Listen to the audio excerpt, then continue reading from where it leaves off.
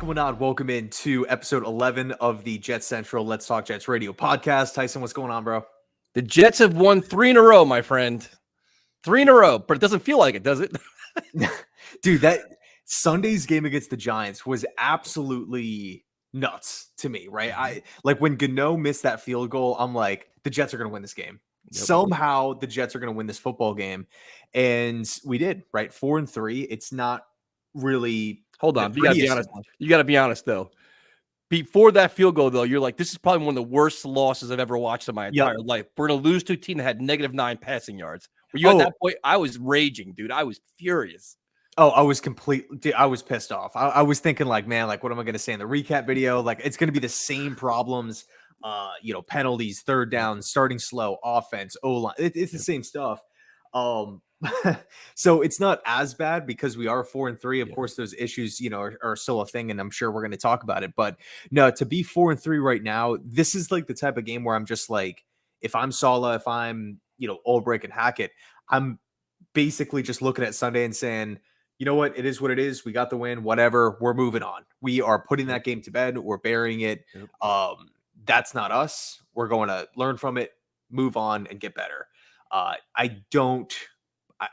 can't see a repeat performance of that. And I don't think we will either, but it's just like, to be honest with you, man, for like the first, whatever it was, 3.5 quarters of the offensive, production, I was just disgusted, but the defense was, the exact opposite for me. Yeah, they were almost finding ways to give the game away. It was like dumb penalties, and the injuries were piling up, and the offense was dreadful, like drop passes. I'm sure we're going to go through all of it. And you're like, how are they losing this game? Like coming off the bye. And the Giants, like, you're playing the backup quarterback. That's not even that good. Like, he's not even throwing the ball. And you're like, if they lose this game, I'm going to go scorched earth because you need this game. Like, the NFL right now is a mess. Like, there's no dominant team, really. It's all up in the air. Like, games like this, you have to find a way to win. They did that, thankfully. So that's really good.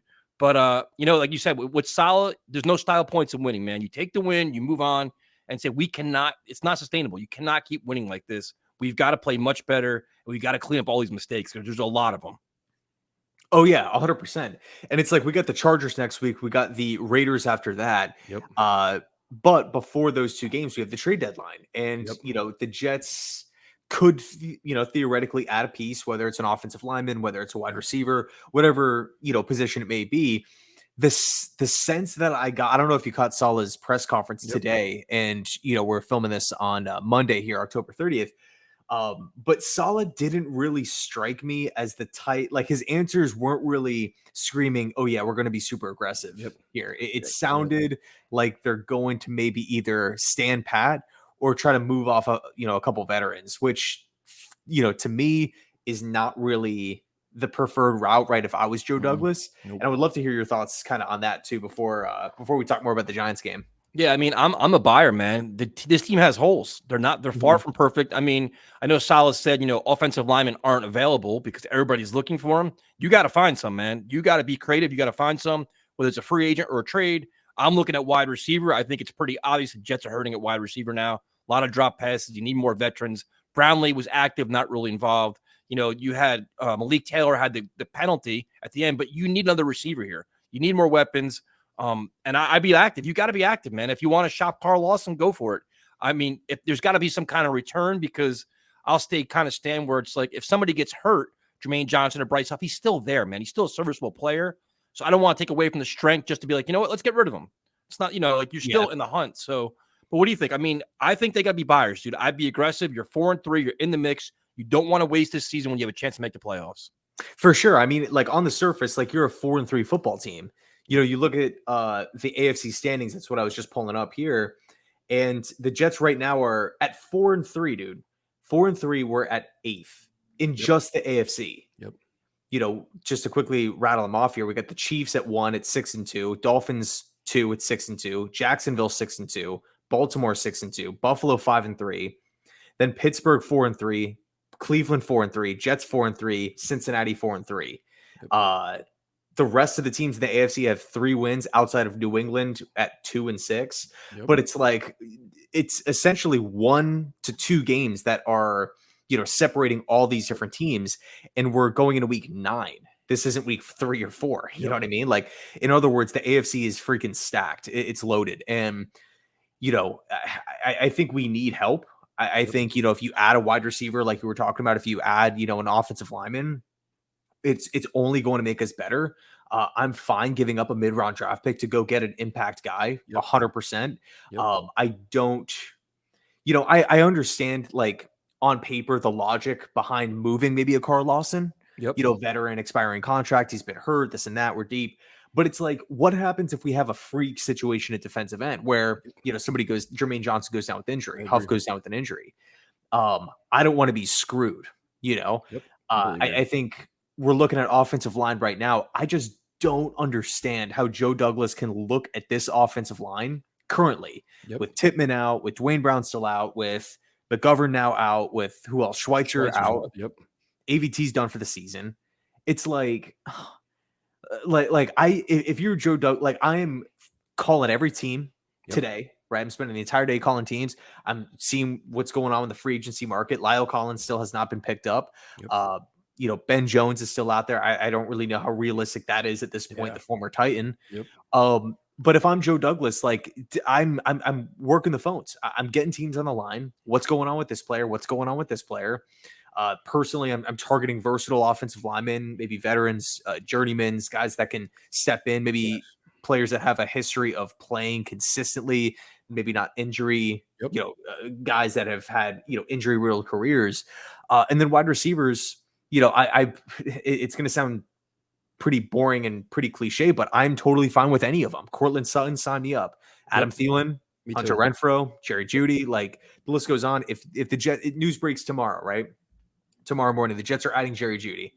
I'm not going to be, mad about it. I'm not going to be sad. Like, we are getting better as a football team.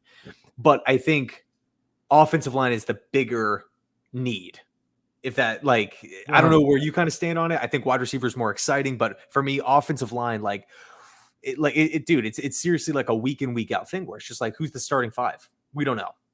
Yeah, and now it's getting concerning, man, where you got your third string center. I mean, I'm not even sure if Tippmann's going to be back for Sunday. So it's like or Monday. There's so many concerns. And it's like, we talked about this when Tippmann got hurt last time. Where you're like, dude, last week we were talking about this. Like, you got to keep adding pieces. And the bye week, you hope you're a little healthy. Dwayne Brown coming back is a good thing and a bad thing. Because, all right, he comes back, all right, he's a left tackle. Beckton's been playing left tackle. Are you moving? You're not really addressing an issue because your issue is at center and guard. It's not really at tackle right now, as bad as Beckton played yesterday. So it's going to be interesting, man. But what's holding back this team is the offense. They can't run the ball effectively, and their passing game is a mess. And the offensive line is a big part of that right now because Zach's running for his friggin' life. So you got to find ways to make it, man. And it's like, you have to be buyers. You have to be aggressive. And I'm with you, dude. If it means a mid-round pick, I really don't care because everybody keeps talking about Aaron Rodgers coming back. It's coming back. That's great. If you can't protect him, it's not going to matter. Or if you can't get to the 8 wins till he comes back, it's like that whole Christmas Eve thing is right. If you can't win enough games to get him back and it matters, you know what I mean? Like, it's the offensive line. You've got to find ways, dude, because this is not sustainable on offense. It's not. You can't keep playing like this. Yeah, I totally agree. And like, on one hand, it's we shouldn't even be in this position. Nope. A lot of these moves should have been filled in the offseason. 100%. And I was talking to a few Jets fans the other day. It was like, or it was actually after the the Giant game. It was like, why did Joe Douglas let Morgan Moses walk? Why did Joe Douglas let Nate Herbig walk? It's just like a lot of questionable decisions here. And by no means am I sitting here saying, oh, like we're talking like I'm not saying I'm a better general manager than Joe Douglas, right? Nope. Of course he's doing his due diligence.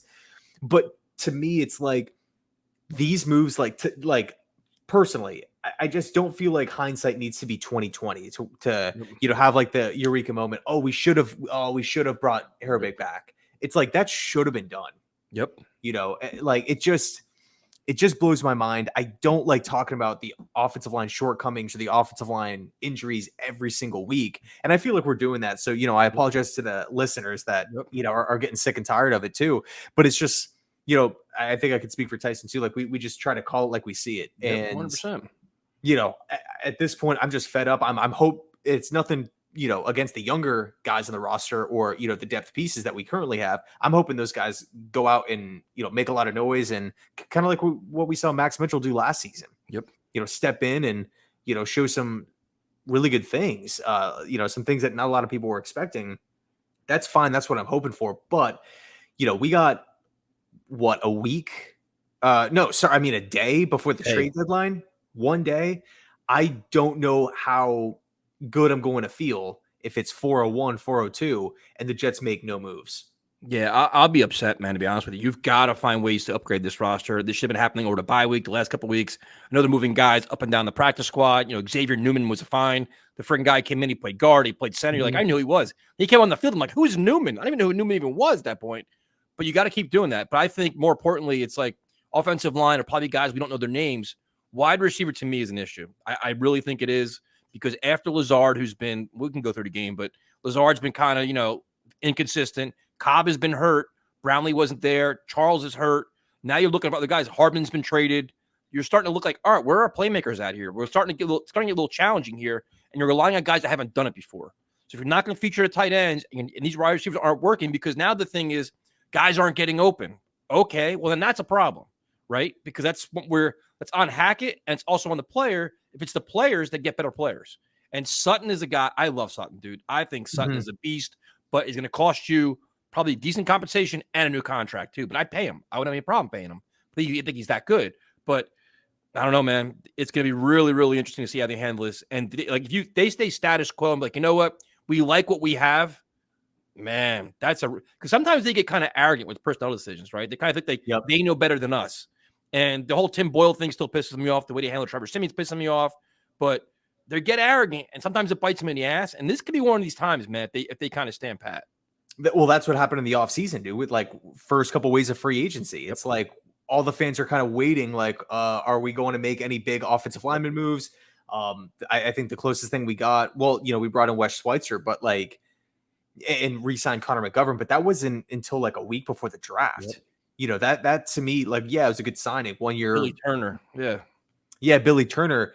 I think the closest thing we got to like an impact offensive lineman was the Orlando Brown report that the Jets were really interested. I think they even offered him a deal or something like that. But it's kind of one of those situations where it's just like, okay, if we're going to miss out on some of these top guys, we better load this thing up. And at that point, we were rolling Rodgers out there. That was the plan. Now we're down Rodgers, torn Achilles in week 1. We have our, offensive line currently that we're hoping is average banged up. We're missing multiple guys, both at tackle and guard and center now. It's like, to me, it's unbelievable. And again, if I'm Joe Douglas, I'm literally calling every single team, because he knows personnel, he knows players, he knows the guys that would come in and fit the system exactly. There are teams that are going to want to sell. The Giants just moved Leonard Williams today. Unfortunately, the Giants don't really have any offensive linemen that, I think would come in and be a big upgrade, but Arizona, Denver, there's teams out there. Minnesota.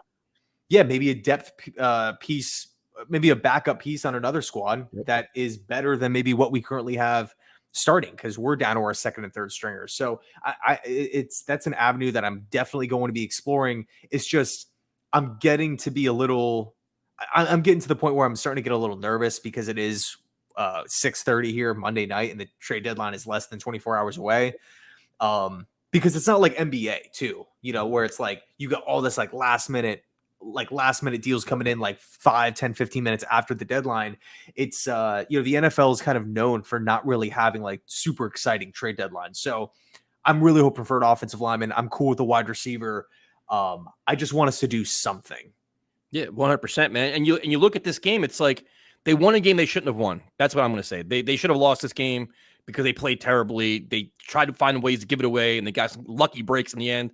But you got to take advantage of it, man. Like, you got to, like, you're in the mix with everybody. Like, you can make a run if you just play better on offense. So making a move at the trade deadline makes a lot of sense. And I would be aggressive. I guess if you want to look at the game. Yeah, let's do it. Which was just, I haven't been that angry in a long time, man. Because I'm like, what are we watching? Like, I guess we can start with the offense. And it's like, you're watching it real time. You're like, I cannot believe, like, we expected a low scoring game, but we both talked about it. The Giants defense is very good to be very physical.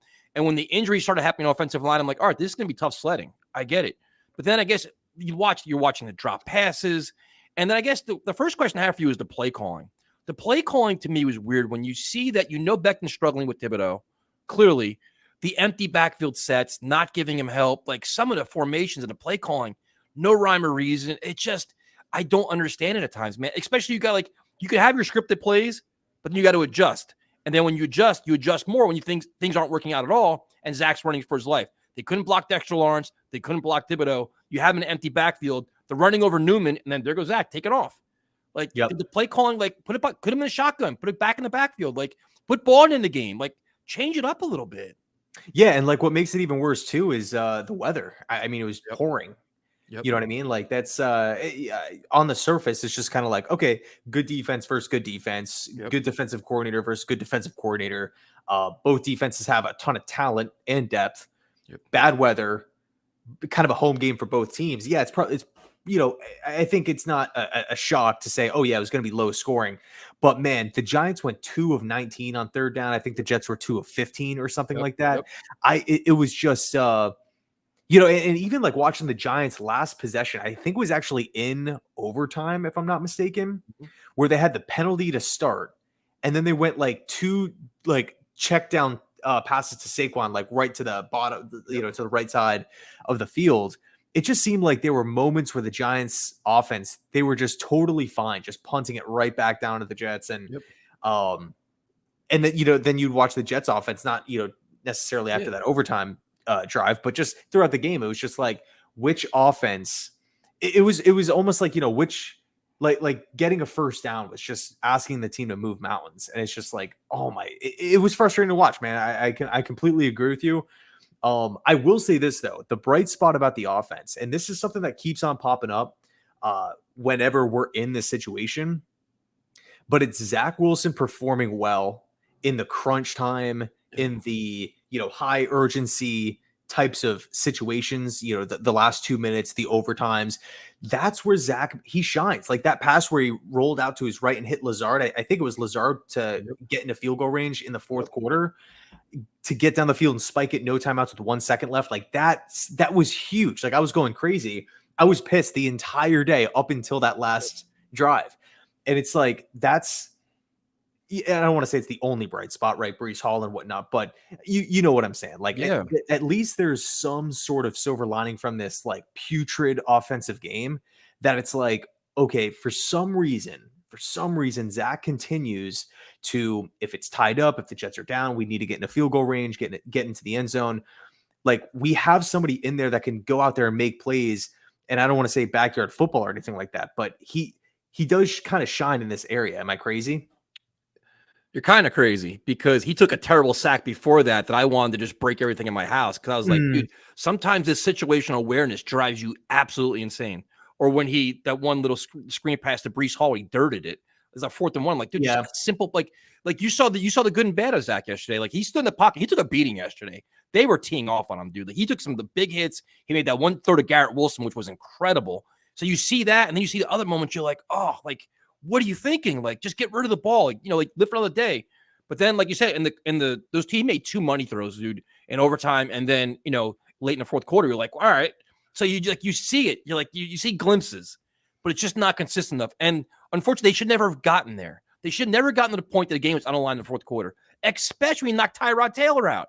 Like you're playing an offense that didn't want to throw the football, right? Like the Giants were basically telling you, like, we don't want this kid to throw the football, and like they just kept punting, and they had faith in their defense because they weren't scared of our offense. And the one thing I don't understand, I understand the weather was bad and everything else. You've got to take shots downfield, dude. You have to. Dude, you have Gibson. I know Gibson got banged up, but like you see, good things can happen. You have Garrett Wilson, a phenomenal athlete. You can get a pass interference. You can get anything. They have like this little 15-yard offense. Like the ball can go deeper. Use this kid's skill set, especially when you have talent that can beat a rookie corner, right? Like, didn't that make and then you saw it like late in the game. He started going downfield. Good things happen. Like, you've got to open it up a little bit more. Yeah, I mean, even I know the Jets ended up losing the game in week 4 against the Chiefs, but when we started opening it up, man, to me, like that's really, I don't know. I just do not like the 15-yard box offense. It's just too frustrating. I was talking to my buddy Rich, who covers the Broncos, and he was like, that's the same exact thing that we saw from Hackett last year. Like, crossing patterns, drop back passes, quick passes, like get the ball out of Russell Wilson's hands. They don't really throw it deep. They don't really move the quarterback outside the pocket. And based off of what we've seen, like in actual NFL games, that's where Zach has had the highlight types of plays, right? Yep. That's where he's had the success down the field. And I don't want to hear that we don't have the personnel to do it Nope. because we just traded Hardman for a freaking late round pick swap, and the deadline's tomorrow. So if we don't have the deep threat, we don't have the speed, Hollywood Brown's out there, right? Yeah. Like Robbie Anderson. Like, I know not many people, I'm not saying Robbie Anderson's like this great wide receiver, but if you lack speed, he was out there on the open market for months on end. Like, tons of wide receivers the Jets could have had. They could have added, but they chose Hardman. It didn't work out. They moved Elijah Moore. The bottom line is, yeah, I'm with you. It's just, it seems like when Hackett kind of goes against what he wants to do, Yep. they start having some more success. But, it's kind of funny because, again, macro perspective, the Jets have won, 3 straight games, Yep. So it's like, But it's like when Hackett panics or when they're under duress, he opens it up. Chief game, Eagle game, you see it, like then they open up because they're losing or they know they have to score points. Then they open up, like even like the play action pass. I'll give Zach credit for this. His play action fake is getting ridiculously good. He sells it well. He looks good. That's Aaron Rodgers all there, right there. But then he does the play action pass, and it's friggin' 4-yard pass. I'm like, how is guys not open off a play action? Like, it doesn't, how is this not going vertical? And the other thing with this is if you have the vertical passing game, it keeps the defense off balance. You could actually run the ball. The pass sets up the run, which is what you want to do. So it drove me crazy yesterday, man. And then I guess we could talk about just the drop passes. I mean, everybody had one. I think Lazard, Brees, Garrett Wilson, Conklin, they all contributed. Like at one point, everybody in the offense contributed to the mess that it was. It was either bad blocking, injuries, bad passes, drop passes. It was just disgusting football. You're like, what are we watching? And I'm like, it came off a bye. So that's like, all right, here comes that off the bye week nonsense again. But it was sloppy. It was ugly. I was furious. And I'm so glad they pulled it out because the demeanor of this show would have been so much worse if they lost that game. If they lost that game, dude, we'd be here just going off the rails because they deserve it. It's warranted because this is not a good team with a backup quarterback you should have beaten by a lot more and you didn't. So Silas said all the right things. Like they were happy they won. They weren't proud of it, but you keep it. But this offense, man, they've got so much work to do. Yeah, no, I mean, it's kind of crazy. And like you've said it like a bunch of times on the show, winning is the best deodorant. 100%. It's like if the Jets lost that game 10-13, I would be, we'd be going crazy right now. You know what I mean? Like the fact that we're 4-3, we're above 500. It feels like it's been so long since we've been above, 500. As opposed to, not really including week 1. I'm talking about like just in general, grand scheme of things going back to last year. Like we have our head above water. Let's keep on pushing, right? I don't want to see, another like sloppy game next week against the Chargers. And, a couple of weeks goes by and we're, 4-5 or whatever the case is. And we're just kind of hanging around the AFC. Like I keep bringing up the trade deadline because I feel like it's so important because again, I feel like every single week we're either like losing players or having certain guys disappoint. It's frustrating, but the good news is go ahead. No, but they have to, like, they got very fortunate. They were playing the Giants yesterday. They were playing the Giants with DeVito instead of the Giants with Tyrod Taylor or even Daniel Jones. They can't play this same game against the Chargers. They'll get blown out of the building because you can't keep giving the ball back to the opposing offense. You're gonna, the Chargers have talent, dude. Like they've gotten away with a lot of things here, man. Like the whole winning is a good deodorant. It's hiding all these things. When you play a team that can actually score points on your defense, because the defense can't play at this level forever, dude. They can't, like, we give them credit, but they're not going to hold team to 12 points, 10 points every week. There's going to be a game that give up 20 points, 21 points. Can the Jets score 24? Right? Like, you're getting to that point now. And the one thing about Salah gets me worried is that conservative nature, or that confidence in the defense. Like, we're going to hold them to 14 points. We feel confident with that. You can't go into games like that, man. You can't. And it bothers me. And now it's like, now behind this offensive line, you're to worry about Zach. Because like right now, as of today, we don't know who the starting center is next week. Right? Like that's pretty, or the right guard for that matter. So it's like, right? Yeah, no, I was gonna say like right guard too. And it's like, the starters are one thing, who's the backup? What happens if we have another freak situation? So it's just it's something that's got to be addressed. The whole depth on this team. Go ahead. No, but sorry, I just one more thing because it was Yeah. stuck in my head. The one thing is, in situations like this, the quarterback usually rises to the occasion, and the quarterback can offset the injuries. It can offset the deficiency you have on offense. And it's a lot to ask of Zach right now because now you say, hey, listen, kid, we've been kind of winning alongside you. We may need you to play a little bit better to kind of help us win games now. Like he's contributing, but not enough to be like, all right, Zach won the game for us. The way they are right now with the offensive line and how they're all kind of like just sputtering, he may have to take his game to another level, dude, to help this team win football games. And like the question is, can he do it? Like you see glimpses, but now can he go toe to toe to Herbert and say, you know what? You've got to throw for 290 and 3 touchdowns to help us win this game. Can he do that? And that's the question that's going to see how far we go. And if he can't, like I was getting to the point yesterday that I was like, you know what? I wish Trevor Siemian was the backup because I would have benched Zach at one point yesterday because I was getting so pissed off. I'm like, this offense is anemic, but they got lucky because they stayed in the game. But if they say the Giants pulled ahead by 14 points or 10 points, you're like, you know what? Make a move here, man. We can't afford to get blown out or lose this game. So can Zach take his game to another level, dude? Can he go, can we say, hey, man, you've got to be more than a game manager? Can you be a playmaker? Yeah. I mean, it makes sense, but like for me, like the counter argument, it's like if we're down to our third string center and our second or third string right guard, Yep. and we don't know what's going on with Tippmann, we don't know what's going on with Dwayne Brown. I'm assuming it's probably going to be Max Mitchell next week at right tackle, Yep. and then back down at left tackle. It's like, man, if Wilson can't put up those types of numbers with a stack, with the fully healthy squad, I don't know. Like it might be too big of an ask to put him behind a, beat up bad offensive line and also having other guys drop passes and, like it's just sloppy football. Like from top to bottom, it's sloppy football. I hate to say it. I really felt like after that Chiefs game, like we turned a corner and then we kind of had like a similar game against Denver where it came down to the end and the defense had to bail, the team out. Yep. They ended up winning it in the end with I think it was the Quincy Williams strip sack. But that was another game where the Jets were not good in the red zone, not good on third downs, and they were bailed out. So Philly comes up, nobody gives the Jets a chance, and we win, and it was awesome. And then we had kind of another clunker yesterday, but we found a way to win. I'm just hoping that this is like, I don't know. Like I'm with you. It's one of these situations where you can't continue to depend on it. Yep. Like, oh yeah, we're like going. It seems like they go into the game knowing that they will start slow, that they have to settle in, that they won't 100%. convert on a lot of third downs, and that if they do hit the red zone, they might just opt for 3 or might opt to try to not turn the football over, resulting in 3. Yep.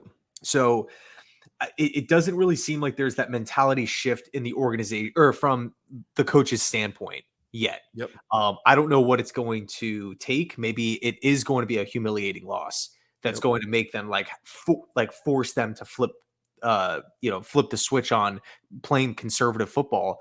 I don't know if it's them maybe not wanting Zach to turn the ball over 4 times or ruin the game or something like that. I can't put my finger on what exactly it is. Maybe it's just Saleh being a defensive guy and him knowing he has a good defense, kind of like we saw with Rex Ryan and Todd Bowles to a certain degree, where it's just like good defensive guys. They have confidence in their play calling abilities and, the guys that they roll out there. I can't put my finger on it. Maybe it's a combination of all, every scenario here, but what's your take kind of on that? I mean, that works if you can effectively run the football. If you're running for 180 yards a week, you can play that kind of game. They can't run the football either. So they have no identity. Like that Breece Hall touchdown yesterday was great. 50 yards was great. Yep. Like get the ball in the hand of your playmakers. We talk about it all the time. Give them the ball in space. But like if you can't run the ball and you can't pass the ball, what the hell are you doing? Like what are we gonna do? It's not like I just get frustrated. And the thing that frustrates me is like right now we're 4-3 and we're happy. But the games are gonna get more and more important as we go down the line. And we're going to must-win games, especially AFC games, man, where that's tiebreakers in the conference, in the division, things you worry about. Like, I'm thinking, like, you want to think big picture here. Like, we got to worry about all that kind of stuff. You can't risk things being too conservative and, like, or, being too hesitant. And if Zach is struggling in the short passing game and your offense can't move the football, at some point you say, listen, man, we're going to take you out. Let's see what Simeon can do for this game. You can start next week, but let's see if we can get a spark. At some time, you just see if you can spark your offense. They sparked it with Mike White, not saying the whole Mike White thing, but if desperate times, desperate measures. So they got lucky yesterday, but I guarantee if they lost this game yesterday, people are like, oh my God, Zach killed us. You should have put Tim Boyle in and everything else. So It's going to be interesting, man. I hope that Salah sees that they have a great opportunity here, but you've got to be more open here. You have to. You can't, because defenses are going to start teeing off. They're going to say, you know what? Let's stop Brees Hall out of the backfield. Let's stop the short passing game and challenge to throw deep. That's right. That's what they're going to do. Yeah, I mean, really, dude. Like, there was no redeeming outside of, like, the couple of throws that Zach made late in the Brees Hall play, where it also kind of seemed like the Giants just didn't even want to tackle Brees on that play. It was totally weird. But no, in any case, like, there wasn't a lot of redeeming qualities about, like, the Jets offense. Like you said, like, they couldn't run the ball, they couldn't throw the ball. I think they were totally outclassed in time of possession. I think the Jets were like around, like, they were in, I think, like the mid 20 minutes, and then the Giants had 38, I believe. Yeah, I think it was 38 minutes of time of possession, some crazy number. Jets turned the football over 2 times, and yeah, it just makes you a little worried, right? And you just hope as a fan that this isn't the norm, right? And that because, like, it is the same team that beat Philly. It's the same team that went toe to toe with the Chiefs. You know what I mean? It's the same team that, well, I guess maybe it's not like the same exact team based off, with the injuries and whatnot, but like it's 2023. It's the same squad, same coaches, everything like that. We beat Buffalo. Like we've hung in and beat some of the best teams in football. We're just kind of looking for some consistency here. Can you beat the teams that you're better than? Like, is that too much to ask for? And the thing is, like, I don't mean to come off negative by any means, but I want us to win so bad. And, like, you can see the potential there. You could see, like, they're close. But some of the things that are happening, you're like, oh, this is killing us. Like, you just know they need to improve because you want to see them go toe-to-toe with the Chargers. You want to see them be able to win against the other teams. And you can't always assume the Jets defense is going to hold the team to 7 points. And you look at the Jets defense yesterday, it's like, it was funny. I was on Twitter for a little bit, and I'm like, I got to get out of here. But it's like, they gave up 130-something yards to Saquon. But they knocked Tyrod out of the game. I think the most disappointing aspect of the defense was these friggin' personal fouls, dude. Like, I love them being aggressive. I love them being physical. I love them being nasty. But these personal fouls always come at the absolute worst time, where they always result in points, right? It's what it seems like, at least. You have the Quincy Williams personal foul, Jermaine Johnson, the Michael Clemens on the kick, the punt. I was like, you got to be kidding me. But the penalties, man, it's just they've got to clean up. And that, to me, is like a lack of discipline, a lack of focus.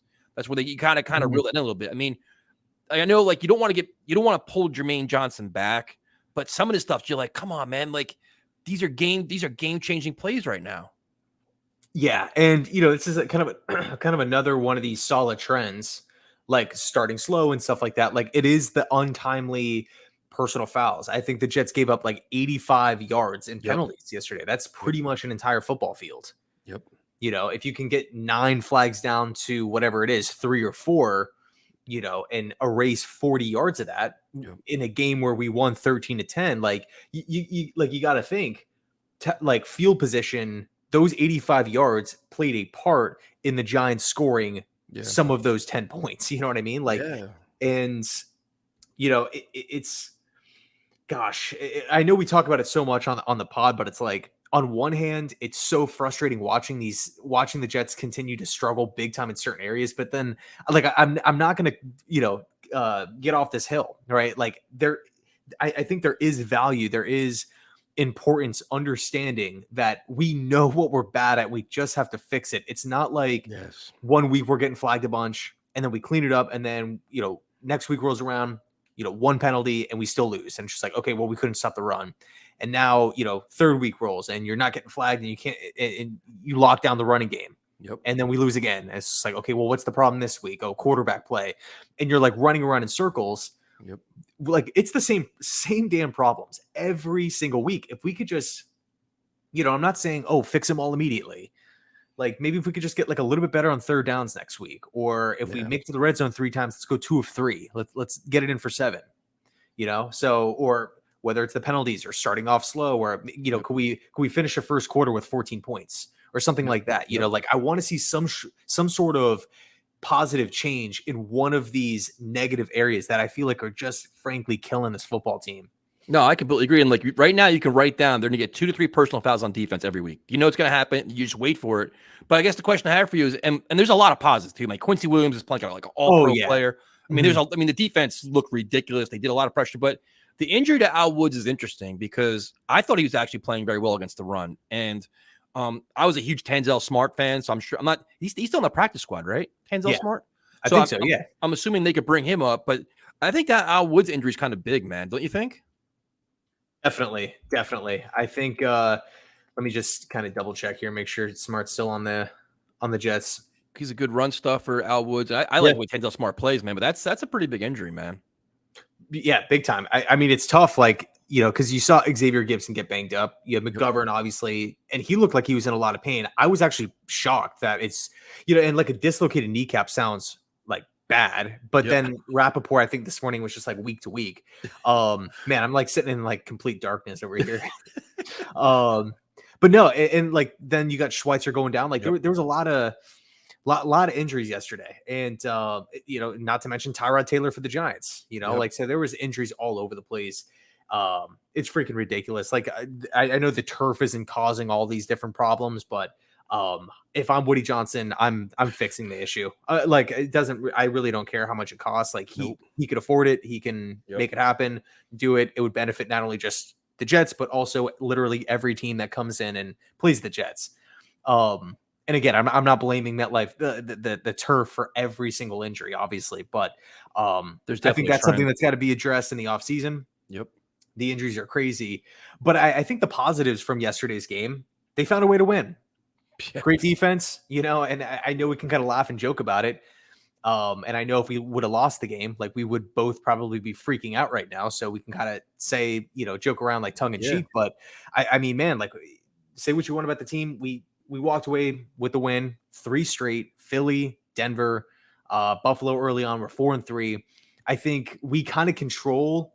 I don't really like this term, but like we kind of control our own destiny because it's like we are shooting ourselves in the foot. We are committing 100%. stupid penalties and we suck on third downs and this and that. Like if we can just, get out of our own way, if we can maybe start a little faster, like we're going to be a force. And it's another thing that we've talked a lot about on the podcast, man. It's like, it's not like teams are just out here humiliating the Jets. It's like boneheaded plays, a stupid play call here, a horrible sack there, an injury here. It's like we're kind of screwing ourselves, to a certain degree.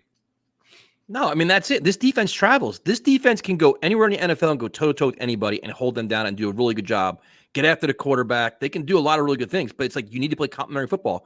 And the one thing we didn't talk about was Morstad, dude. Oh yeah, yeah, big time, My huge God, day. dude, like he's the MVP. Like you got to give him buy him all kinds of stuff, man, because he saved the game. What do you like 3 points inside the 5? Like the Jets special teams have been phenomenal. Even at Will McDonald to adjust Yep. the field goal. Like there was so many little hidden things there that kind of offset. We looked past that. We're so mad at the offense and all the stuff. Special teams was huge yesterday. Yeah, special teams has been killing it for us, man. Like they have been in a good way. The special teams this season has been lights out. I mean, again, this is not Morstead's first good punting game. Mm-mm. This is not Greg Zerline's first game where he's knocked in a couple of kicks. Like these guys are coming up clutch. Whether you want to talk about punt coverage as well. Yep. I think these guys have done a great job so far this season. We saw, a couple blunders last year where the game literally came down to a special teams error and we lost. Yep. Which is always a tough pill to swallow. Again, being, understand that the AFC is so good, but we're in a position now where I feel like the special teams unit is helping us win football games as opposed to, being this liability out there. But look at the team, dude. You have very good special teams and a very good defense. You're an offense away from going with anybody. And it's not even, we're not saying be like the old school Rams scoring 40 points a game. If they can score 24 points a week, dude, that's all you got to say. They'll win. They'll win 10 games this year. That's how close they're. That's how good they can be if they clean up all this nonsense. Seriously, it's got to be frustrating to Saleh. I mean, when they watch the tape and be like, we're leaving so many plays on the table, so many points on the field right now. And they got to figure it out. But there's some guys. I mean, Quincy Williams, dude, is just minus the penalties. Him and Jermaine Johnson, Bryce Huff. Like we were kind of hoping Bryce Huff got a new contract during the bye week. That didn't happen. Bryce Huff's his worth is skyrocketing. There's some complete just stars on defense right now. Big time. But again, going back to the offense, that we're to kind of circle it back to the trade deadline. It's like, if you're Saul, if you're Hackett, but specifically Hackett here, because he's worked with Judy, he's worked with Cortland Sutton. Yes. these guys can come in and be like, oh, like, oh yeah, I know this terminology, I Yep. know the system, I know this play.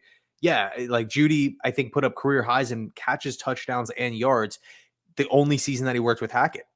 I think there's something that needs to be talked about. Yeah, Jerry but Judy, like you feel. Go ahead. no, but do you think? Well, two things. Denver winning kind of screws us. Can they may start believing they beat the Chiefs, and also there's Oh, also the bad blood between Hackett and Peyton and Saleh and Peyton. Did they look past that and be like, you know what? Let's help the Jets out. I think it's more so a question of Denver's. I think ultimately it will come down to the offer that Joe Douglas puts on the table. If he offers a fifth for one of these guys, he's going to get laughed off the phone. But if he's dead serious, like we've seen Douglas make a trade with Belichick. That's true. Like That's true. I'm sure that they can let bygones be Very be true. bygones if Denver gets something nice back in return. Yeah. But whether it's Judy, whether it's Sutton, whether it's another wideout or an offensive lineman, like if you are Hackett, if you are Saleh, you're watching these game tapes back, and like you said, like they're leaving so much out on the field, Yep. or so much left to be desired. It's like, man, if we maybe just had like a little bit more talent here, or if this wide receiver came down with the ball, like these guys, I really feel like will come in and help, no matter who it is. I think at this point, a lot of guys would be pretty big upgrades.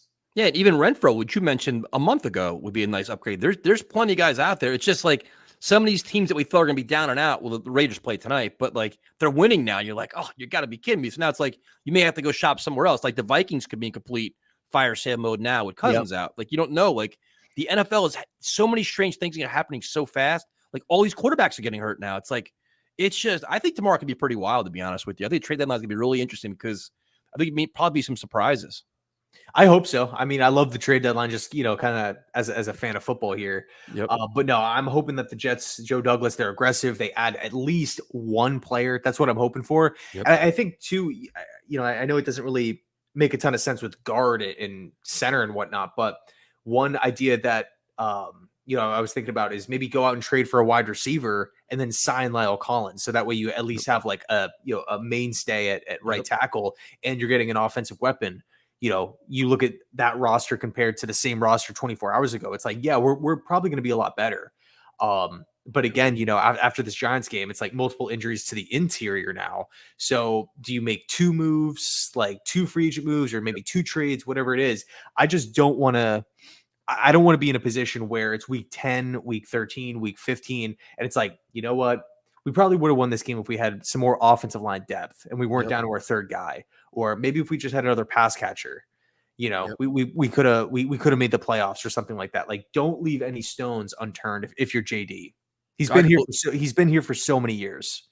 yeah, no, I completely agree, man. You're in the mix and you got to be aggressive and you got like no stone unturned. You got to look everywhere for guys. You have no choice because you don't want the what ifs.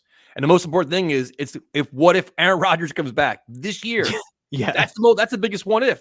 Like that'd be the sin if we have the ability. He comes back and shocks us all. He's back late December and we're like, yep, sorry, we have no depth here. We have no players here. We can't do this, can't do that. It'd be a nightmare. Definitely. I mean, I can't even put my mind there. Did you see him throwing yesterday, dude? Yeah, moving around like it was nothing. Crazy. Like what? It's It's nuts. freaking wild. Yep. But yeah, is there anything else that you wanted to kind of cover? I mean, it's tough to preview the Chargers because we don't know what our offensive line is right now. The Jets they got some work to do over the next couple of days. But I'll ask you this, and I know this is gonna sound crazy, but this could be a must-win game for the Jets because this could be a tiebreaker kind of game. The Chargers, while the record isn't what they want it to be, they're gonna be in the hunt, dude. They have a lot of talent. A lot of teams are gonna make it runs. They looked great last night. This could be a big game coming down the line with tiebreakers and things like that for a playoff spot. Yeah, let me actually just double check and just pull up the Chargers schedule real quick, because I mean, you got to figure like Herbert and these guys, they're gonna win their fair share of games. And like just taking a quick glance, like they have some winnable games on here, man. Like, Yep. of course they got the Jet. I'm probably pitch black on my end. Yeah. You were. I was like, I got night yeah, mode going on in the like Darth Vader. yeah. All right, so to quickly run them off, we got Chargers Jets Monday. They got the Lions on Sunday. But then after that, they got Green Bay, then at home against Baltimore. Then they got the Patriots, Broncos, then Raiders. And Yep. then they also play the Broncos, on one more time before the season ends, December 31st. So the point is, there's winnable games for the Chargers. These, just like last week, man, like these wins matter. You have to be able to, scrape, Yep. scrap wins together, stack wins together, because in order to make the playoffs this season in the AFC, you have to have a ton of them. So yeah, I mean, it very well could be a freaking must win game, man. Like and I feel like, we kind of talk about must win games every week, but it's like, it's the truth. It's just the reality. Like if we were maybe in the NFC or something like that, we were, NFC South, if we were the Bucks or, whoever, the Saints, it's like we wouldn't have this like, live or die kind of mentality Yeah. every single week, where it's like this massive roller coaster ride where every win it's like we're going to the Super Bowl, and every loss it's like the sky's falling. You know what I mean?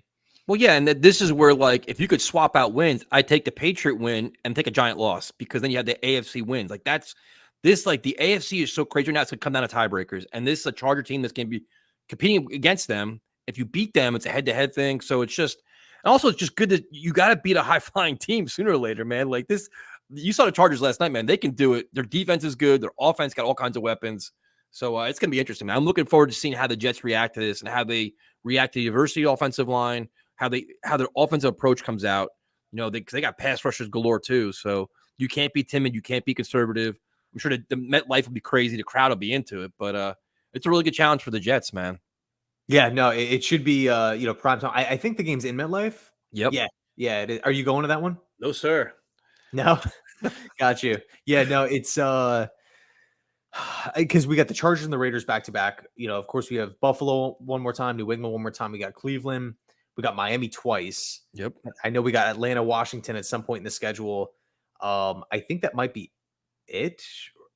Maybe I'm missing out on a couple teams here, but these wins are crucial. I think really that's the bottom line.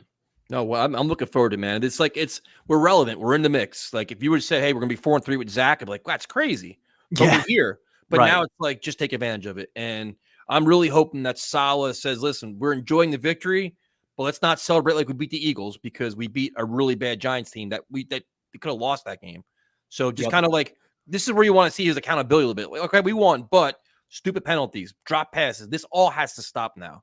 And having Aaron Rodgers around helps too. I'm sure he's probably around too. Like, listen, man, this ain't gonna cut it. Like the whole thing. I kept thinking back to Hard Knocks, where Randall Cobb kept saying, "Listen, if you keep dropping passes, Aaron's not gonna throw you the ball." That's kind of got to be the same mix. Like, listen, man, you guys, everybody's dropping passes right now. So hopefully clean it up, man. Because like you want to see him succeed. Like I don't like hating on Zach. Like I was like some of the stuff he does just pisses me off. But there's still potential. He showed it yesterday. Big spot. He made big plays. But now you want to see more of it. More of like 4 quarters of offense, not 1 minute or 3, or even make progress for them be 3 quarters of offense. Give us that at least. You know what I mean? Like just show just improvement all the way around. 100%. 100%. Yeah. I also kind of want to double check the Chargers like defensive ranks and stuff like that, like where they kind of fall. But I don't know if you guys want to just look at like the black screen for like another 5 minutes. So I think you got Khalil Mack and Bosa against our offensive line. It's gonna be yeah, I mean it's but then again, like you can always like push back and say, well, you know what? Again, the Jets they held their own against Buffalo, they held their own against Philly and whatnot. So it should be crazy. I feel like the Jets, for whatever reason, are in the games that just like look like they have no shot. Yep. And then the games that they should, like handily win, those are the nail biters, right? Denver, New York Giants, stuff like New England, like those are the kind of the games where it just looks like everything's falling apart. But I think that's gonna do it for me. If you're all good on your end. Yeah, no, you made a really good point just now. Is they play to the level of their opponent. If they play a great team, they play great. They play lousy, they play lousy. It's just like you need more consistency. Is like mental. That to me falls on the head coach. But that's exactly what I was going to say. Like you need to have like a higher expectation, a higher standards. Like listen, and command and demand more and command more. If you're not getting what you want, make changes. So I'm excited, man. It's a weird victory Monday. Like because I was annoyed by so many things, but you don't want to like. Then if we have a whole negative show, you'd be like, wow, you guys are jerks. We won 3 in a row. And you guys are complaining all the time. But no, yesterday wasn't pretty, man. So you take it and we move on, right? Yeah, I think it's just the sustainability is what I'm concerned with, by rolling, by looking like this. And it's not to say that it's every week we're looking like everywhere, like every week we're just like scraping by, But there's issues here. I mean, I know every team in the NFL has their fair share of issues, but we'll see how they bounce back this Monday. I was going to say Sunday. Should be a crazy game. I'm definitely going to be looking forward to it. I'm expecting MetLife to be packed and should be sick. Hopefully, we rock the throwbacks. I'm a huge fan of those. They look badass, dude. Yeah, MetLife's done a really good job with their light show and all the things they're doing there, the theatrics. Like the whole field's really nice for them. Finally, they figured it out. Yeah, all that's left to replace is the actual field itself, and then we'll have one of the better stadiums in football. But that's gonna do it for us. Thanks so much for hanging out, tuning in. I think this was like a longer one. Let me see. Yeah. 50 minutes. I appreciate it. I know like half this episode I'm just sitting in a dark room because I filmed this one a little later, so it got dark out. But now, in any case, thanks so much, and as always, go Jets.